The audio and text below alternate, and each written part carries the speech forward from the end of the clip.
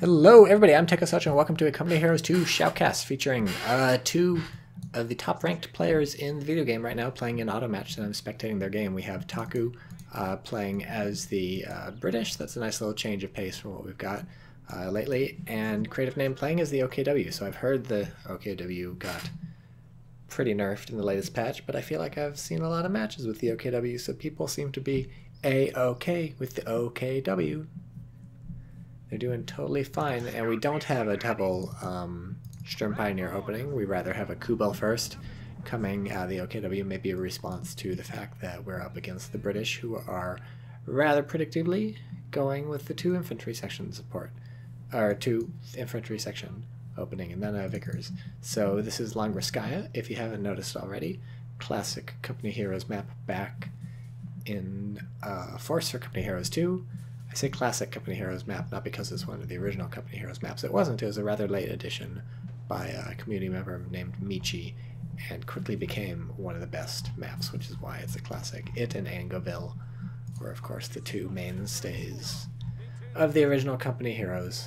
Who could forget those 2 wonderful maps? So we have a Volksgrenze out after the Kubel. Where is this Kubel, by the way? Probably just doing some capping over on the right. The German player concentrating entirely on the right. British player now, for the first time, coming over to the right, having concentrated entirely on the left. Both players capping the fuels as we speak. The German player about 2/3 faster getting to the fuel than the British. But right now the German is being rather defensive as things go. Those Sturm Pioneers set up just behind the barbed wire for a while, and so not much capping getting done there, which balances out the fact that the British have a Vickers, and so we should be seeing about equal capping power from both players at this point. The British are probably going to be a little ahead as this squad sneaks over on the left, but then again, we'll have to watch those Volksgrenadiers closely. Oh no, I just got a text message. Could anyone hear my text message on my telephone? You probably can, because this microphone is very sensitive, feelings-wise and noise-wise. You can't say anything to upset the microphone, or it will completely go off. So we have a cutoff being enacted by the German player. If you look on your mini-map in the lower left-hand corner, those Volksgrenadiers hopped out of that building, and they've now chopped off a good chunk of resources from the British, who are trying to do their own sort of cheeky thing by decapping this. Nice burst from the Vickers is going to suppress these Sturm Pioneers. That's going to be a big deal. A few more lucky penetrations would kill this Kubel wagon. We have somebody in Twitch chat saying, Tycho's streaming. Hello, Hunsu. I am indeed streaming, and what the hell is going on here? I thought there was a British squad close by, but it doesn't matter. Look, you can tell both of these players are good players because they're both going straight for the cutoff, straight for the jugular, and pressing the advantage whenever they can potentially go for that. And so now that we have the cutoff, the British player doesn't need to cap that whole thing, just wants to hop into the cover and start firing back. So of course one of the biggest changes sort of on the surface in the new patch, what do we have building? What are these folks building? Sandbags. One of the biggest changes in the new patch is that the British now no longer get their minus 15% received accuracy buff for their infantry when they are in cover. That used to be a big British thing that was going on. It would be extremely helpful to have your people in cover, because not only would they shoot better, but they'd get some defense, and now they don't have that. Hansu in Twitch says, did you only just start streaming a couple days ago for the first time in a while? The answer is yes. I also just started posting shoutcasts on YouTube for the first time in a while. It's been the first time in a while for a lot of things because that new patch I just mentioned. Here's a Bren carrier out, so double Vickers into Bren carrier, and we still just have Volksgrenadiers being spammed out by the Germans, who are also floating out. Whoop, not floating anymore. We've got a pack coming out to counter the Bren. So it looks like the Germans were saving some manpower, deciding what to tech up to once they saw what the British ended up dumping their money into. And once they, almost I think immediately when the German players saw the Bren is when the, did I say pack? It's a Raketenwerfer, is when the Raketenwerfer was ordered. So that's reactive teching, and a perfectly fine way to tech if you're indecisive, or better yet, if you have a better reason than being indecisive. If you have your strategies set up ahead of time, such that you know that you'll want to leave space in there to either tech to AT or go heavier anti-infantry if your opponent's going anti-infantry, blah blah blah. Early game is pretty much the only time you want to bother with build orders in Company Heroes 2, anything specific like that. And one of the things you want to keep in mind when you're crafting a build order is what you're going to do versus the early light vehicle versus if you don't see the early light vehicle. That, of course, also depends on what your fuel control looks like. If you sort of are losing fuel control real early, you'll want to be more cognizant of what the first vehicle is going to do because it's going to be coming out faster. Your opponent might be more tempted to get it. And there's a Raketen shot for you. Hey, there's a cat somewhere. And looks like the Bren does get out of there, so Raketen isn't able to get a death blow, but that is kind of bad news bears for the British, who are going to either have to pop the self-repair on the thing or grab some Royal Engineers, which it looks like it's going to be option number one, self-repair popped on the Universal Carrier. Oh, capture point. They're trying to take it. Well, that's their job. The command vehicle has gone static. I like how he says static. Hansu says, when was the patch? As of my speaking, it was maybe like a week or two ago, maybe 3 weeks even. Pretty recent, and from what I can tell, it has reinvigorated CoH2, and the reason I can say that is because now I'm playing the game, and that's what I mean by reinvigorated. Can't say anything more than that, whether other people are big fans, but people generally seem happy about it. Like I said, a lot of people whine about OKW being nerfed, but it's unclear to me whether they're right or not. I think we're still a little early in the meta to know whether anything has been nerfed or buffed, or who's on top and who's on the bottom. Things are definitely better than they have been in the past, and I wonder if you can hear that cat. Armored car completed. Can you hear the cat? Whatever. Oh, I just spoke up when the cat did. So here's some sweet camo. I like it. It's very sort of Rocky Road ice cream. And I haven't had Rocky Road ice cream in, let's say, a decade and a half. I was never a very adventurous ice cream eater guy. When I was a kid, it was mint chocolate chip all the way. I would always eat mint chocolate chip. And then later, it was like, you know, chocolate ice cream or a couple Ben & Jerry's flavors, Chunky Monkey maybe, or whatever, I don't know. And then I didn't eat ice cream for a while, and now I don't really eat ice cream these days because it's expensive and unhealthy, and I'm not a huge dessert guy, and I'm vegan, so I can only eat the vegan ice cream. So that's really exciting. Really, really exciting stuff. We have sappers brought out because once you have an armored car, you better have some sappers. It's going to inevitably take some shots from these Raketenwerfers that are set up. And although the British player has managed to, or sorry, although the German player has managed to decap the cutoff, the British player has also managed to decap the cutoff. So again, both players doing a very excellent job. And man, what a dynamic game we've got going here. Aside from the Bren dying, we haven't had any squads being wiped, although we've gotten pretty close with a few. Let's take bets to think about what the next wiped squad is going to be. Post now in the YouTube comments what you think they're going to be, or if you're watching me on Twitch, give me a shout. What do you think the next squad wipe is going to be? If I had to guess, I'd say the Kubal's going to bite it. You know, the Kubal's not long for this world. There's once stuff like the where am I looking? Once stuff like the armored car is out. Oh, hello. Speak of the devil. Oh, who called it? Who called it? Tycho called it. Tycho called it. Who's got 2 thumbs and is good at guessing what's gonna die next? This guy. Probably some other people too, but primarily Tycho is the one that we're talking about right now. Why? Because he's the one shoutcasting the game. Yeah, so once stuff like the armored car comes out onto the field, that means the Kubal has 2 options. Basically, be out there doing things, you know, making a name for yourself, getting your name out there, networking, glad-handing, distributing your resume, your business cards, stuff like that. You can do that, but that's very dangerous. You're basically going to die. Your life expectancy is measurable in minutes rather than something that's up for negotiation. You're for sure going to die. It's just a question of when. So that's your one option. The other option is just to hold back, and try not to get killed. And honestly, there's not a huge reason to hold back. There is the upkeep mechanic in the game. The more PopCap you have on the field, the less manpower income you're going to have. And there is also, of course, the PopCap mechanic, where eventually you'll run out of PopCap. And so there's not a huge reason... We have a glider called in.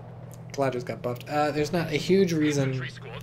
Where is the glider? God, I forgot it like circles for 20 minutes before it lands. I just want to see it land. The original Company Heroes, you could just call it in and be like, boom, it would just call in and squish a bunch of motherfuckers, and then they realized that was maybe not a great idea, so then you could call it in.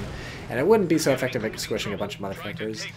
This one, you just call it in, and it sort of immediately gets dismantled by small arms fire, is what often seems to happen. But these commandos going balls to the wall only to end up right in the fire of a... machine gun. But yeah, your two options with the Koopa Wagon are keep it alive or don't keep it alive. Don't bother keeping it alive, just use it for stuff. And I think pretty much every good player is going to tell you the option is use it for stuff, you know. Maybe be cautious, don't like literally just throw it in some sort of kamikaze attack. But it's not going to do you any good not doing anything with it. So now we have the dead glider, which very amusingly does not sort of change outwardly at all, but all the people inside have been turned into mincemeat. It's actually very... sad. And then it explodes. It's a metaphor for life. I am impressed how just like huge chunks of glider just like end up strewn about the battlefield. Like they don't give a fuck. They're just dropping that thing left and right. How many kills does the armored car have? 2. So not as impressive as you might have hoped, but it did drive off a machine gun over here. It killed the Koopa Wagon. It's buying the British a bit of breathing room. You know what else needs breathing room? The people in the glider, because they're dead. There aren't actually people in the glider, just to be clear. You can build stuff out of the glider and reinforce that and stuff, but not if it's dead. Attacking our flank, the cheeky bastards. Sounds like there's a woman in there. I didn't know that. That's cool. The T-34s sometimes have women in them because the Soviet had women tank crews, but I didn't know they did that for the British. Go figure. Is that historically accurate? I would not know. The only things I know about history are that it happened in the past, and Winston Churchill lives there. Maybe it's just a guy with a high voice. Sounds like it might be a guy with a high voice. Well, I know that feeling. Before I hit puberty, whenever I would pick up the phone, people would think it was my mom. And now, after having hit puberty a couple days ago, people always think I'm my dad. So, you know, you can't escape your parents. And that's the end of those commandos, because they weren't being microed.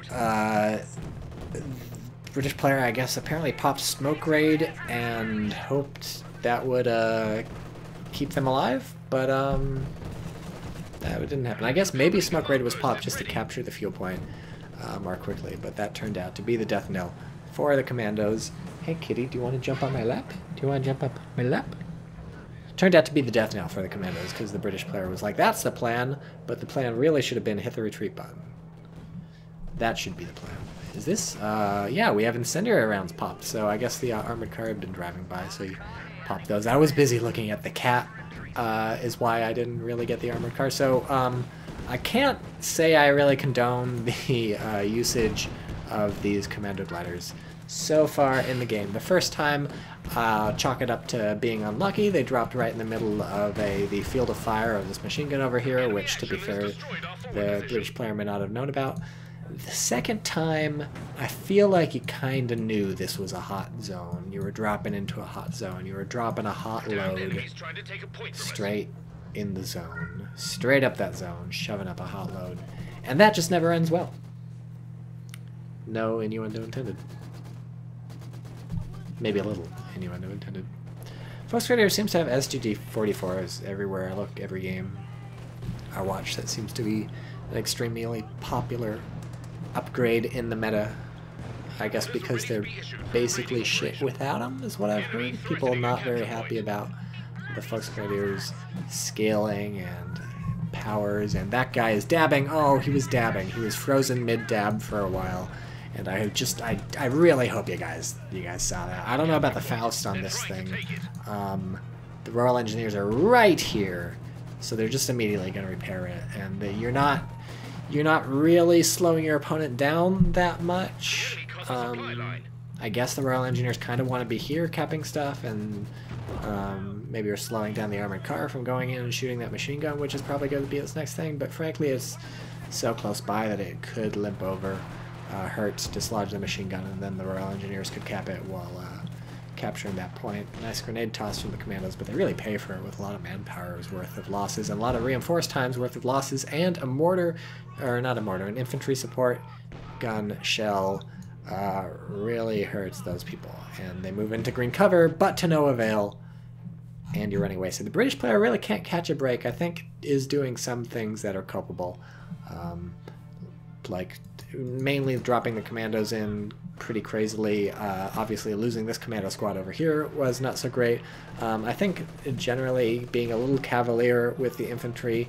I'm not exactly the one to recommend blobbing, but this is one of those cases where you have an armored car, which is something to wipe these machine guns on the map. If you go around in a blob, you pretty much, with the armored car, and you manage to kill the machine guns, your only worry is going to be the Raketenwerfer, or potentially the machine gun suppressing you before your armored car has a chance to kill it, both of which can be solved by dropping in commandos behind whatever it is. So dropping in commandos on the Raketenwerfer, or dropping in commandos behind the machine gun when you're attacking it in the armored cars and killing it fast enough. And of course you can say, Tycho, well, how can they drop commandos?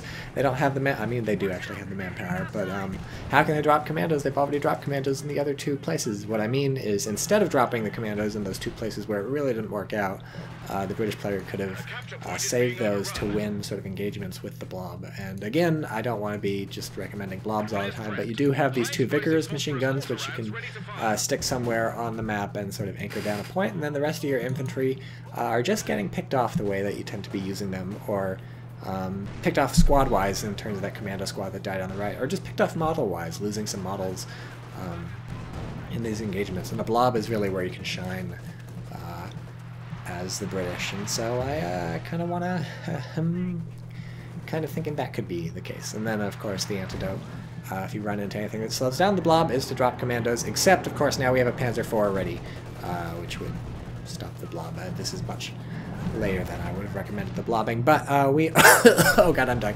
We're 17 minutes into the game. Panzer IV is out, and now the question is, what do the British Tech do in response? And whew, getting out of that shack a moment before it collapses, leaving basically just a roof and dope-ass looking bonfire setup. But the teching response, as you may have guessed just from looking at the upper right, is a Sherman Firefly. Oh no, not the squiffy looking supplies. German player doing a bit better on map control as I die from the inside. Slowly, rest in peace. Tycho. 1989 to 2018. I made it.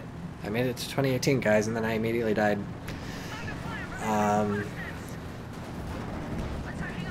This is a really bold armored car trying to block the retreat of the Panzer IV. Ends up just eating a shell in the face. Where do the commandos die?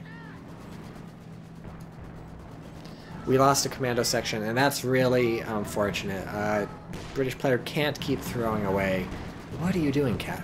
British player cannot keep throwing away these infantry squads. There's no hope coming back from that. If you look at the unit preservation on the German side, I think literally the only thing that has been killed thus far is that Kubelwagen early on. And aside from that, the German player has managed to keep a hold of every single point. Somebody in Twitch chat says, well, it's good to know you're alive and well. False. I'm dying. Would love to take 50% of the credit for you showing your face again. But I don't know about that. I was the guy you messaged briefly that ended up being way more awkward than I literally don't know who's talking. I feel like every message I get, people think it's awkward. It's not. You're just weird. Pancake5516 says, face reveal at 1 million viewers, subscribers, followers. Yeah, sure, I'll reveal somebody's face. I think Oscar Isaac has a good face. I'll reveal his face on the stream if I get 1 million viewers. Hansu says, Tycho, the only caster, make sure the show goes on and keeps going no badly how he's dying. I'm pretty sure basically any Company Heroes caster would keep going if they were dying during the cast, because at this point the only people left are people who like really give a shit. Like, long gone are the days when people would cast CoH2 entirely for the money, which of course literally never happened. There was very briefly one period where it could have been the case that people actually would have been casting CoH2 not because they gave a shit, but because of quote-unquote the money, or in this case it would have been exposure. Before CoH2 came out, Relic was thinking about, I guess it was 2K or Take-Two, the one that went out of business and had to sell Relic, was thinking about doing a pre-release thing, event where they were going to bring in a bunch of sort of famous real-time strategy personalities to play the game at Relic and sort of talk about it. Like, you know, they were going to try and get like Day 9 and Day 9 and maybe his brother. And so that was the plan up till pretty close to the event, when somebody at Relic was like, that's stupid, why are you getting a bunch of people who don't like give a fuck about Company Heroes 2? Why not bring in the sort of the diehard Company Heroes casters or whatever? So a lot of casters who were active at the time, like I think Imperial Dane was there, maybe I don't think Rogers went, I think Amy Polizei Funk, I don't know, a bunch of people in the CoH2 community got to go to a pre-release thing and hang out. Oh, Helping Hans was there. So that was the closest CoH2 ever got to being covered by anybody who doesn't give a shit about the game. Instead, throughout the entire history of CoH2, only people who have given a shit about the game have ever bothered. So, speaking of giving a shit about this game, let's get back into this game. We have our tank destroyer out now from the Germans. Nice hit in on the armored car, so it pops target tread, trying to knock out the Panzer IV, and also pops the smoke. Can you really double up on that? Does one cancel the other? Does this have target tread activated until it... It's very hard to tell. This is not easy understanding. I don't know what's going on. Anyways, the end result is that the Panzer IV is at about, I want to say like 37% health, and the armored car is real beat up, but the Firefly is hunky-dory. Let's check Twitch chat. Hunsu says, dat Twitch dough. Dude, really, can't remember what that was in respect to. Dot Ghost says, will you cast Steel Division matches? It's $23.99 for the gaming expansion. I really can't get into Steel Division. I don't know why. I've never been into any of those. Oh, this could get weird. Oh, I wanted to see the Raketenwerfer fight a 55 cal armor-piercing sniper. That would have been a fight for the ages, folks. I really want to see that. At point-blank range, like, oh lordy. I would easily bet on Raketenwerfer. There's 3 people, or I guess 2 people, just firing their little rifles or whatever. I think they would own the sniper. We have a Goliath online. Goliath online. I can't remember any of the other voice lines for the Goliath. So I can just never get... Oh, 2 Goliaths. Sorry for missing those. 3 Goliaths. Good lordy lordy. You don't put 2 in the same... Oof. Jesus, what the mother of fuck. I just can't get into the Wargame, European Escalation, Wargame, Red Dragon things. I don't know. Something about those games just don't agree with me. The controls I can never get working, but also just something deep in my psyche appears not to jive with them. I feel like if I bought them, it would be a waste of money, and if someone bought them for me, I probably just wouldn't be into them enough to cast them. I mean, on paper they sound like a perfect game. Like, on paper they sound like I fucking love those games. They've got, if you're not familiar with the franchise, there's like, it's basically like you can, it's like it's a real-time strategy game, or kind of a real-time tactic. Kind of a real-time tactics game, because it's not like you're building base buildings or anything, but you control sectors and stuff, and you move your units around and their squads and stuff like Company Heroes, but it's more realistic, sort of. There's a lot of indirect fire, a lot of suppressing fire, a whole lot of line of sight stuff and scouting stuff. There's fuel and ammo that gets kept track of. Morale is kept track of. It's a bit like close combat on a really large scale, kind of. And so on paper it just sounds amazing, but something about the game, I feel like maybe the tactileness of it is not very good. Like, you see artillery shells fall, but it's just sort of all very abstract, and it's like people are firing shells and it's all very abstract. I don't know why I can't get into it. I like them in the abstract, never able to get into them for real. That was also impressive. Didn't wipe a whole squad, but I think the German player still has yet to lose a squad, except for the Goliaths, which, to be fair, killed themselves, and the Kubelwagons. So if if they win, that's going to be the reason why. I really want to watch this fight over on the right, but that thing's just fucked, so we should watch this fight over on the left, where the infantry are getting pinned down, and that's giving so much open space to the Germans to waltz on in. Yeah, the British player is... the British player is dead. You need your squad preservation, and you can't really blame the British player. It's not like the British player is bad at this game or something. It's just that the German has been putting on a clinic. This is just a masterful show of such wonderful skill and squad preservation, and I think the main reason for that, the reason the German has been able to preserve so many squads, a lot of it comes down to positioning and sort of map control. The German player has been really good about having the fights in the places where they're going to win the fights, really good at force concentration. The German player hasn't really been blobbing, but we see a lot of, like, if you remember early in the game, we saw a lot of German force concentration around here. We had that machine gun set up up here to support this unit that ended up getting ambushed by those commandos. Did the German player know commandos were coming? No, that was the first glider drop, but the German player was basically just ready for anything and was supporting the units with the other units, whereas the British player has been kind of spread a bit more thin. The machine gun sort of set up defensively while the other units marauded around and stuff. Has been on the offense more often, which is obviously a great place to be, but it is a precarious situation, and also just a few sort of micro mistakes. Losing the commando squad up here was a big one. Let's go check Twitch chat, see what's going on. I like watching good players play Wargame, hate trying to play myself. Ooh, good, we're over. So let's see if we have any final thoughts from Twitch chat. Is this Longrus from CoH1? Basically, it's called Longriskaya, which Relic's idea of making it Eastern Fronty is to add Skaya to the end. And aside from that, it's very similar. It's basically the same map. Okay, thank you all for watching on YouTube. If you're not following me on Twitch, you should follow me on Twitch. For those of you watching me on YouTube, for those of you watching me on Twitch, you should subscribe to me on YouTube. Whatever. I don't give a shit. Don't unsubscribe from me. If you're watching this on YouTube, unsubscribe. If you're watching this on Twitch, unfollow. Bury me under a rock. Leave me alone forever. Bye.